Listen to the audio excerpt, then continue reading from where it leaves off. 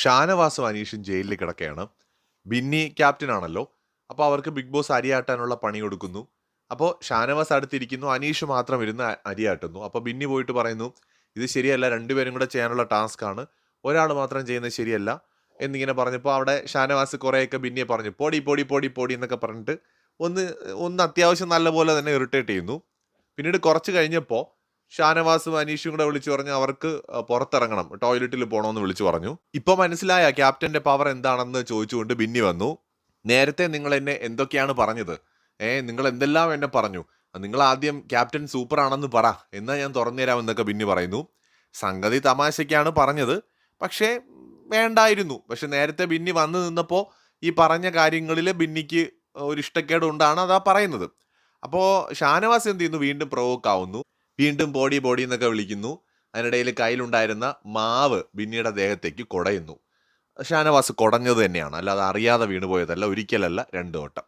അപ്പോൾ ബിന്നി പറഞ്ഞു, എന്നാൽ പിന്നെ ഇനി സോറി പറഞ്ഞിട്ട് ഞാൻ തുറക്കുമെന്ന് പറയുന്നു. അങ്ങനെ വലിയ വഴക്കാവുന്നു. രണ്ടുപേരും അങ്ങോട്ടും ഇങ്ങോട്ടും ഒക്കെ വീട്ടുകാരെ വിളിക്കുന്നുണ്ട്. ഷാനവാസ് പെൺകോന്തൻ എന്ന് വരെ ബിന്നിയുടെ ഹസ്ബൻഡിനെ വിളിക്കുന്നുണ്ട്. ബിന്നി പറഞ്ഞു, ഇനി തുറന്നു തരാൻ പറ്റില്ല, നിങ്ങൾ സോറി പറയാതെ ഞാൻ തുറക്കില്ല. കുറേ സമയം അങ്ങനെ പോയി. അവസാനം ബിഗ് ബോസ് വിളിച്ചു പറഞ്ഞു, പ്രാഥമിക ആവശ്യങ്ങൾ തടയാനായിട്ട് നമുക്ക് കഴിയില്ല, തുറന്നു കൊടുക്കാൻ പറയുന്നു. അങ്ങനെ ബിന്നി തുറന്നു കൊടുക്കുന്നു. അത് കഴിഞ്ഞ് അവർ പോയിട്ട് വീണ്ടും തിരിച്ചു വരുന്നു. കുറച്ച് കഴിഞ്ഞ് ബിഗ് ബോസ് ജയിലിൽ നിന്ന് മോചിപ്പിക്കുന്നു. അപ്പോൾ ഇവിടെ ബിന്നിയുടെ ഭാഗത്ത് തെറ്റുകളൊക്കെ ഉണ്ടെന്ന് വെച്ചാൽ, പ്രാഥമിക ആവശ്യങ്ങൾക്ക് വേണ്ടി ചോദിക്കുമ്പോൾ ഓപ്പൺ ചെയ്ത് കൊടുക്കാം, അത് ഒന്നാമത്തെ കാര്യം. 2, ബിന്നിയെ ഷാനവാസ് തുടക്കത്തിൽ പറഞ്ഞതൊന്നും ശരിയായതുമില്ല.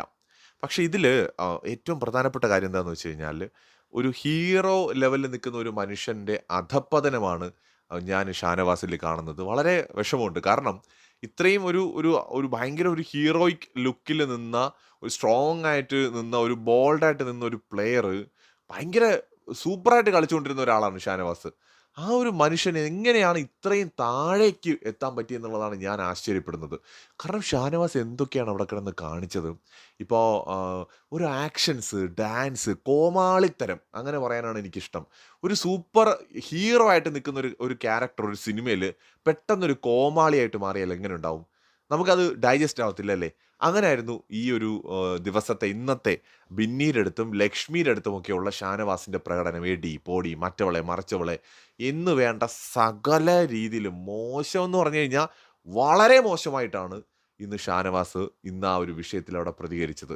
ബിന്നി അങ്ങോട്ട് പറഞ്ഞിട്ടുണ്ട് എടോ എന്നും പോടോ എന്നും ഒക്കെ ബിന്നിയും പറഞ്ഞിട്ടുണ്ട്, നീയെന്ന് വിളിച്ചിട്ടുണ്ട്, ഒക്കെ ശരിയാണ്.